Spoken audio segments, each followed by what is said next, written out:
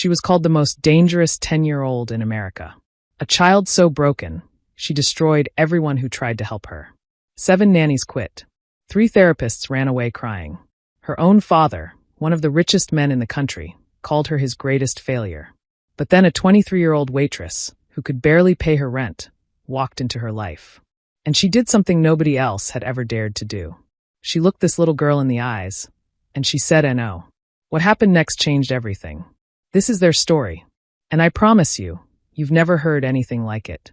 Welcome to Voice of Granny. While you are here, please hit the subscribe button and comment your view on the story and where you're watching from. You know that sound? The sound of something expensive shattering into 1,000 pieces? That's how this story begins. With the crash of a $10,000 antique plate hitting the floor of a small cafe in downtown Chicago. Let me tell you about Emma Rodriguez. She was 23 years old, working double shifts at a place called the Morning Light Cafe, and barely making enough to cover her rent. She had dreams, though. Big dreams. She was studying psychology at night school, trying to understand why people do the things they do. Why they hurt. Why they heal. She didn't know it yet, but she was about to meet someone who would test everything she thought she knew. The girl's name was Lily Harrington, 10 years old, daughter of James Harrington, one of the richest men in America. And she had a reputation that spread through Chicago's elite circles like wildfire. 5 nannies in 6 months. 3 private schools. A trail of broken things and broken people behind her. The newspapers called her the untamable child. Her father called her his greatest failure. But Emma was about to call her something else entirely. It was a gray Tuesday afternoon when they walked in. The cafe was quiet, just a few regulars nursing their coffee and reading newspapers. Then the door opened, and Emma looked up to see a man who looked like he hadn't slept in weeks. James Harrington. She recognized him from magazine covers. But in person, he looked nothing like those confident photos. He looked defeated. Behind him came a small girl in a crisp school uniform, her dark hair pulled back so tight it seemed to pull at her face. She moved like a storm contained in a little body, and Emma could feel the tension radiating from her even across the room. "Table for 2, James said quietly, his voice hollow. Emma led them to a corner booth. And that's when the performance began. "This seat is wet," Lily announced, her voice sharp and clear. "It's not, sweetheart," James sighed, not even looking up. "It is," Lily insisted. "And that light is buzzing. It's giving me a headache. I can't possibly eat here." Emma watched. Not with anger. Not with judgment. She watched the way you'd watch a puzzle, trying to figure out how all the pieces fit together. This wasn't a spoiled child throwing a tantrum. This was something else. This was strategy. "I can turn off that light if you'd like," Emma offered calmly. Lily's eyes snapped to her, surprised by the lack of panic in Emma's voice. "The water," Lily said, picking up the glass Emma had just filled. "It tastes like metal. Are you trying to poison me?" Now, most people would get defensive. Most people would apologize frantically or call for a manager. Emma did neither. "It's tap water," Emma said simply. "Chicago's finest, filtered through the city system. Would you like bottled instead?" "I want the water we have at home. From the springs in Iceland." "We don't have that," Emma said. "But I can get you bottled water, or you can have the tap water, or you can have nothing. Those are your choices." James looked up, shocked. Emma held Lily's gaze steadily. "My name is Emma. What can I get you to eat?" Lily stared at her. This was the moment where adults usually crumbled. Emma just stood there, pen in hand, waiting. "Grilled cheese," Lily finally said. "But on whole wheat bread. Not white. With aged cheddar, not American cheese. Crusts cut off. In squares, not triangles. And if there's even one brown spot, I'm sending it back." "Got it," Emma said, writing it down. "And for you, sir?" "Just coffee," James whispered, looking at Emma like she was performing a miracle just by standing there. 10 minutes later, Emma returned with the food. The grilled cheese was perfect. Golden, cut into precise squares, crusts removed. She placed it in front of Lily with care. Lily inspected it, turned it over, sniffed it, and then, with a sudden violent motion, she swept her arm across the table. The plate, the sandwich, her full glass of water, all of it crashed to the floor. The entire cafe went silent. "It was brown," Lily hissed. James put his head in his hands. "I'm sorry," he whispered to no one. "I'm so sorry." Emma's manager started storming over, his face red with anger. But Emma held up one hand, stopping him.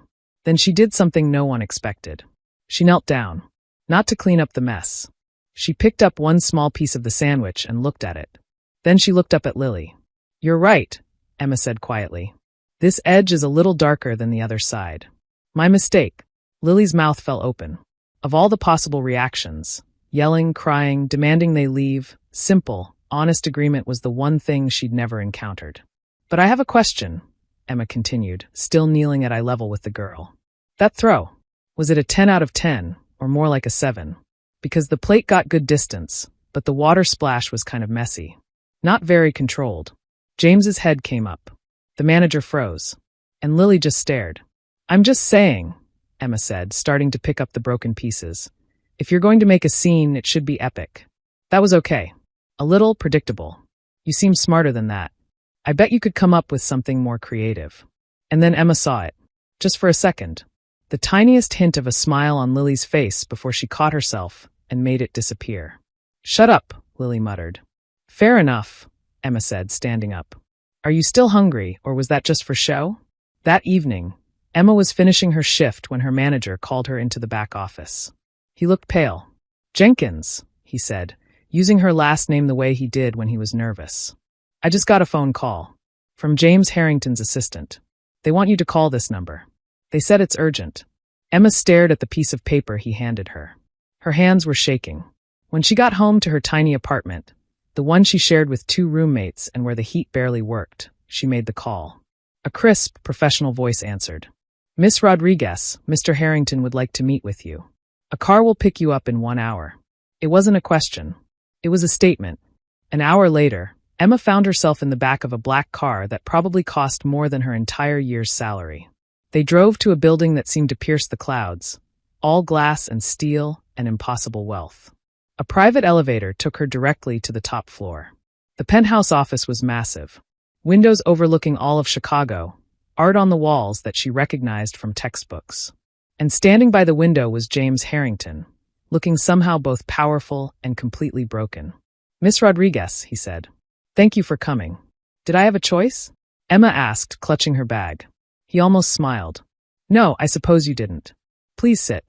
Emma sat on a leather couch that was probably worth more than her car. "What I saw today," James began, turning to face her. "No one has ever done that. You didn't baby her. You didn't yell at her. And you didn't break." "I was just doing my job," Emma said. "No, you were doing something else. You saw her.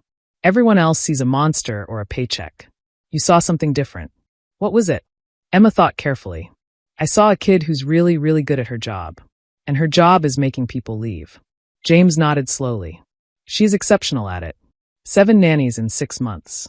3 schools. 2 psychologists quit. I can solve billion-dollar problems, Miss Rodriguez, but I cannot reach my own daughter." His voice cracked on the last word. "Mr. Harrington," Emma said gently, "I'm a waitress. I'm studying psychology, but I'm not qualified for." "The qualified people have all failed," he interrupted. "They come with their degrees and their methods, and she destroys them. They're afraid of her. Or they're afraid of me. You weren't afraid of either." He walked to his desk. "I want to hire you. Not as a nanny. Not as a tutor. As a companion. Someone to spend time with her. To do what you did today, whatever that was." "I can't," Emma said. "I have my job. I have school. I'll pay you $350,000 a year." Emma stopped breathing. That number was so big it didn't feel real. That was freedom. That was the end of working 2 jobs and eating ramen for dinner. That was her student loans disappearing like smoke. "I'll also cover your full tuition," he continued. "Any school you want. Master's degree, PhD, anywhere." "Why me?" Emma whispered. "Because you're the first person she's looked at in 2 years without hatred in her eyes. Because you called her predictable. Because she smiled," Emma finished. James's eyes filled with tears. "You saw that too?" Before Emma could answer, a cold voice cut through the room. "James, you cannot be serious." A woman emerged from a side door. Tall, thin, blonde, wearing a designer dress that cost more than Emma made in a month. She looked at Emma like she was something stuck to the bottom of her shoe. "This is a child, not a stray dog you found on the street." "Victoria, this doesn't concern you," James said, his voice hardening. "Lily is my niece," Victoria Harrington snapped. "It concerns me entirely." She turned her cold eyes on Emma. You're a waitress. What exactly do you think you can offer my niece? Better coffee service? Emma felt anger rising in her chest. But she also felt something else. Clarity. You're right, Emma said, standing up. I'm not qualified. I don't have fancy degrees. I don't know anything about your world. Victoria smiled triumphantly. But I also don't have anything to lose, Emma continued. All those other people? They wanted to keep their jobs. They wanted to impress you. I don't want your money. Both James and Victoria looked shocked. I mean, I do, Emma stammered. It's life-changing money. But if I take this job, I have conditions. Conditions? Victoria laughed. You're in no position to. What are they? James interrupted. 1, Emma said, her courage building. I'm not a nanny. I'm not a servant. I'm just a person spending time with another person. I'm not here to fix her. I'm here to be with her. James nodded. Agreed.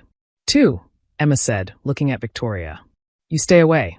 From me and from Lily when I'm with her. Whatever you think you're doing to help. It's not helping. Victoria's face went red with fury. How dare you? And 3, Emma said, looking back at James. You have to be involved. I'm not a replacement for you. If I call, you come. If I say you need to be at dinner, you're there. No excuses. Your money can't buy you out of this one. James Harrington stared at this 23-year-old waitress, making demands of one of the richest men in America. And then he did something unexpected. He smiled. A real smile. When can you start? The Harrington penthouse wasn't a home. It was a museum. Cold. Perfect. Empty. Emma arrived the next Monday at 3:30, just as Lily was being dropped off from school by a private driver. The girl walked into the massive entrance hall and stopped dead when she saw Emma standing there. You, Lily said flatly. Me, Emma replied, holding up a paper bag. I brought you a grilled cheese. Whole wheat, aged cheddar, crusts off, squares not too brown. Lily stared at the bag. I'm not hungry. Okay. Emma sat down on an uncomfortable modern bench and pulled out the sandwich. I am. She sat there and ate. Lily watched her, arms crossed. You're not supposed to eat in the entrance hall, Lily said. Where am I supposed to eat? In the kitchen. With the staff. Your dad hired me as a companion, not staff, Emma said, taking another bite. Besides, this bench is terrible. But it's here, so I'm using it. Want a bite? No. I have homework. Lily turned and marched up the stairs. Emma called after her. Okay. I'll be down here.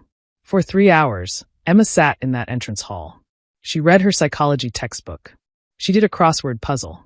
She looked around at the massive space and noticed something sad. There were no photos. No personal items. No signs that real people lived here. It was like a fancy hotel, not a home. At 6:30, someone quietly announced dinner was ready. Emma went to the dining room. It was enormous, with a table that could seat 30 people. 2 places were set at opposite ends. Lily appeared and sat down without a word. Could you pass the salt? Emma asked. The salt was at least 20 feet away. Lily looked at her. Then at the salt. Then back at her. No. Okay. Emma got up, walked the length of the table, got the salt, and walked back. They ate in silence. The food was incredible. Some fancy fish with vegetables Emma couldn't even name. Lily picked at hers. So, Emma said, this new school. Dalton. Is it better or worse than the last one? It's boring, Lily said. What's boring about it? Everything. The teachers are stupid. The kids are stupid. Must be lonely, Emma said, being the only smart person in the whole building. Lily's fork stopped halfway to her mouth. You're stupid too. Probably, Emma agreed. I'm definitely failing my statistics class. But I'm pretty good at spotting a liar. Lily put her fork down. I'm not lying. You are.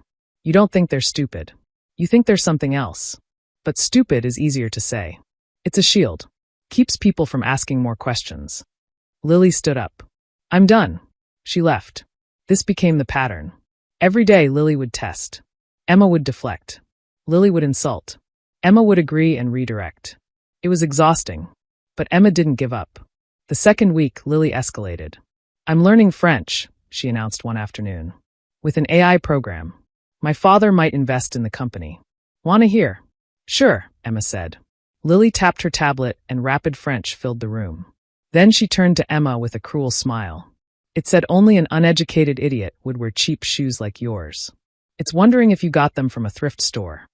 Emma looked down at her worn sneakers. I did get them from a thrift store, actually. 50 cents. Good guess. But that AI is wrong about one thing. What? My shoes aren't cheap. They're inexpensive. There's a difference. Cheap means poorly made. These have lasted me 2 years. That's value. Lily's smile vanished. Anyway, Emma said, what else can it say? The trap hadn't worked. Lily just stared at her, frustrated. The breakthrough came by accident. Emma was looking for a bathroom when she heard music. Piano music. Someone was playing something complicated, making mistakes, cursing under their breath, and starting again. She followed the sound to a room with the door cracked open.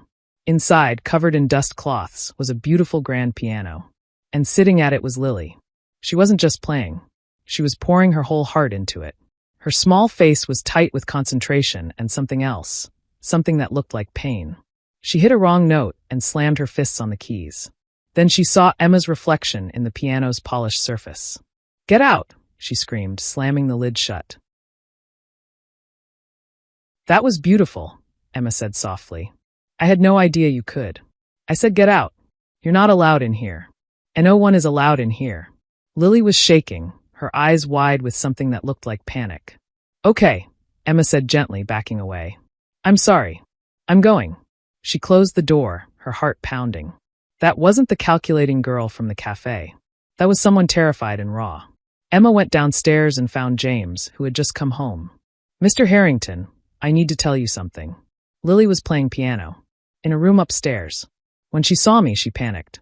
James went pale. He actually swayed, grabbing the wall for support. "The music room," he whispered. "She's been in there?" "What music room?" "It was my wife's," he said, his voice breaking. "Rachel. She was a concert pianist. That was her room. I locked it after she died. I didn't know Lily had gotten in." "She doesn't just have access," Emma said quietly. "She's been practicing. She's incredible.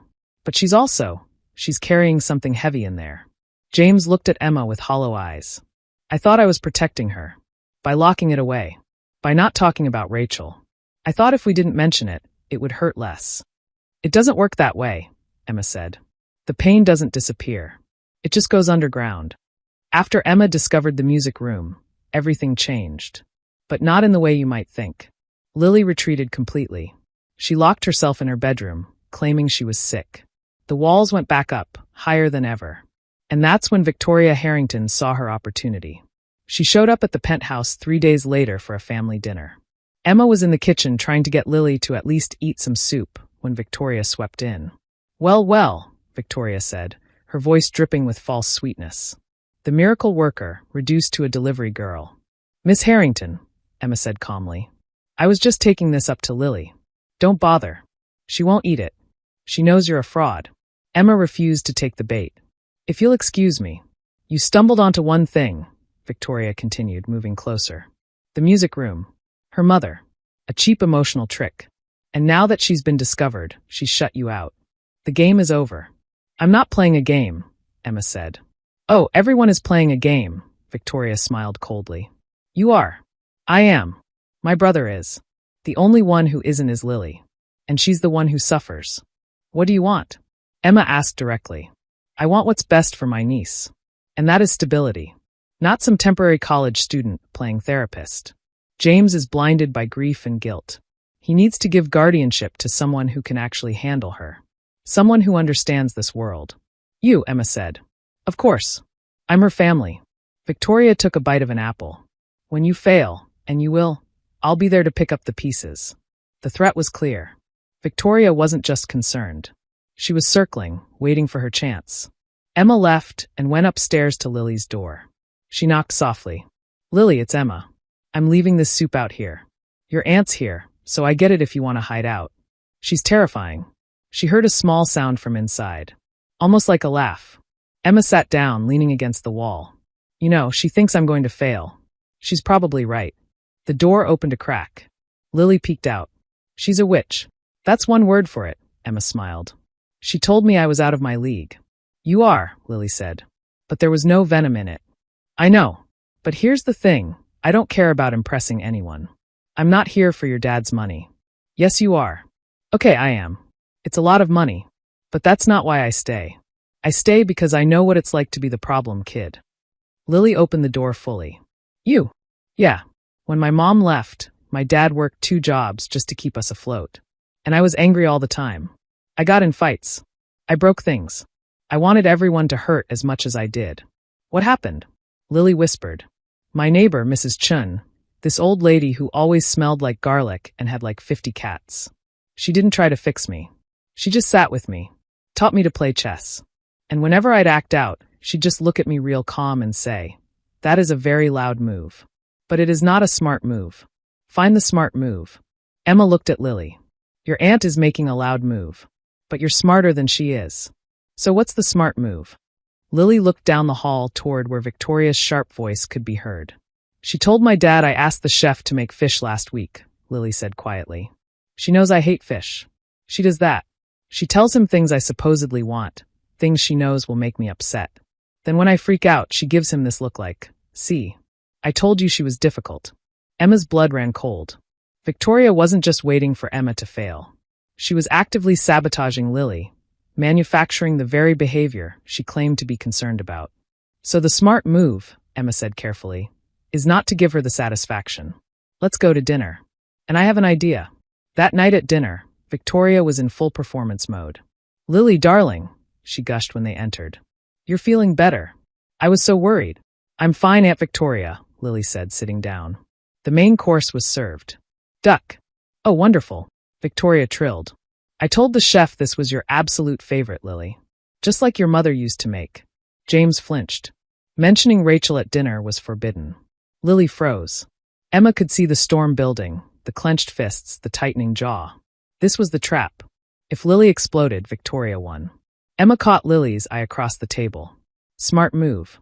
Lily took a deep breath. She picked up her knife and fork. Actually, Aunt Victoria, she said, her voice perfectly calm.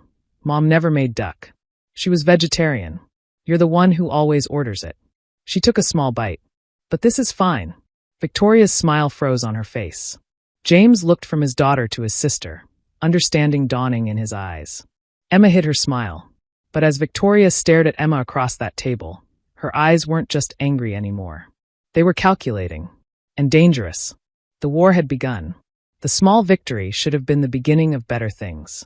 Lily started talking more. She and Emma would spend time in the music room, with Emma playing simple melodies while Lily would correct her, showing her how it should be done. James started coming home for dinner every night. They were healing. But Victoria was patient. And she was thorough. It happened on a Thursday morning. Emma arrived at the penthouse to find the staff huddled in corners, whispering. The energy felt wrong. Mr. Harrington wants to see you, Maria, the housekeeper, said quietly. In his study. Miss Victoria is with him. Emma's stomach dropped. In the study, James stood behind his desk, his face like stone. Victoria sat in a chair, wearing an expression of tragic sympathy. Emma, James said. His voice was flat. This morning I discovered something missing. A diamond necklace that belonged to Rachel. Her favorite. I don't understand, Emma said. When I realized it was gone, James continued, his voice pained, I asked the staff. No one knew anything. But Victoria, she had a feeling. Victoria held up a small white ticket. A pawn shop receipt. I found this, Victoria said softly, in the pocket of your jacket. The one you left here yesterday.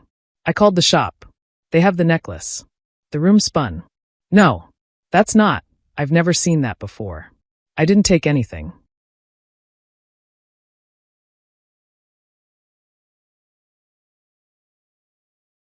Emma, James said, and the disappointment in his voice was devastating. The receipt has yesterday's date. I didn't do this. Emma's voice broke. Please, you know me. Why would I? The necklace is worth over $1 million, Victoria said gently. I know this is hard to accept, James. You wanted to trust her. But she's from a different world. The temptation. You did this, Emma said, looking at Victoria. You planted that ticket. You're trying to get rid of me. Me? Victoria gasped. Why would I do such a thing? To prove he can't trust anyone but you. She's hysterical, Victoria said to James. This is what they do when they're caught. They deny, they blame others. The security cameras, Emma said desperately. Check them. I did, James said heavily. The camera in my dressing room, it was offline. A technical error. It hasn't recorded in 3 days. Of course. Victoria had thought of everything. James, Victoria pressed. This is difficult, but we must think of Lily's safety. We cannot have a thief in this house. James looked at Emma. She could see him wanting to believe her. But the evidence was right there. Cold. Hard. Undeniable. He picked up his phone. No, he said. I'm not calling the police. James. Emma, he said, his voice heavy. I'm letting you go. Please leave. Give me your keys. He wasn't having her arrested, but he was throwing her away. After everything, he believed she was a thief. Tears streamed down Emma's face. I didn't do it.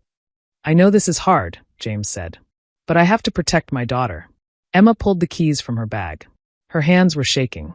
Tell Lily, tell her I'm sorry. She walked out, past the silent staff, into the elevator. When the doors closed, she collapsed against the wall and sobbed.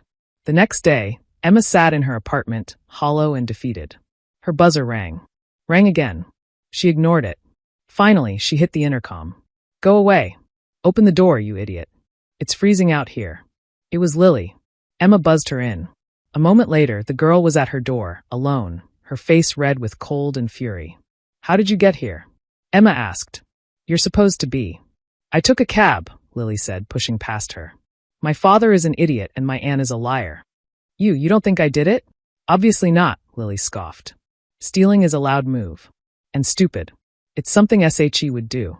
Lily threw her backpack down and pulled out a tablet. She thought I was just a kid who plays piano. She forgot I'm my father's daughter. What do you mean?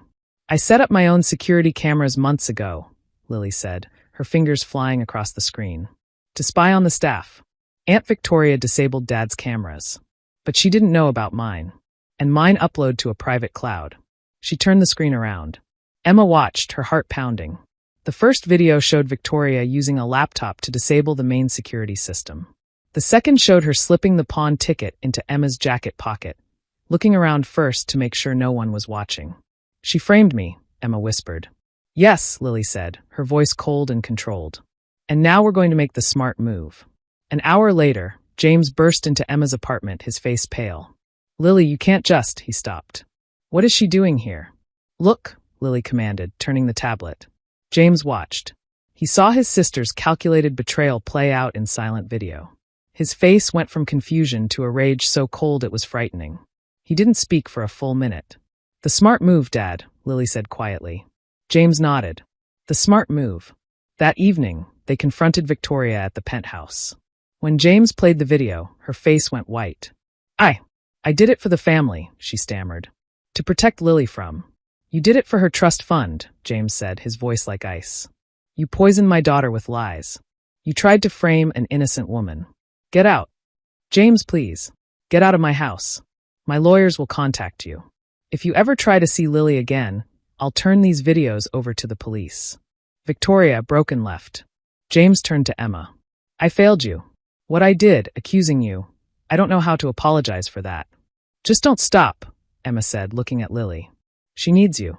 This is just the beginning. James looked at his daughter, who had saved them both. I know. 6 months later, Emma walked into the penthouse. She was no longer a waitress, but a graduate student and the director of the Rachel Harrington Foundation, helping at-risk kids through music and art programs. She followed the sound of piano music to the open door of the music room. James sat at the piano, picking out a clumsy bass line. Beside him, Lily's fingers danced across the keys in a beautiful melody. They were playing together. It was messy, full of mistakes. And it was perfect. You're late, Lily called out, rolling her eyes but smiling. And Dad, you're flat. Again. From the top. Emma leaned against the doorframe, watching them, and smiled. They say money can't solve problems. And that's true. Money couldn't fix Lily's grief. Couldn't buy James a connection with his daughter. But Emma? She showed them that the most valuable thing isn't money at all. It's seeing people. Really seeing them. Not the problem. Not the reputation. The person underneath.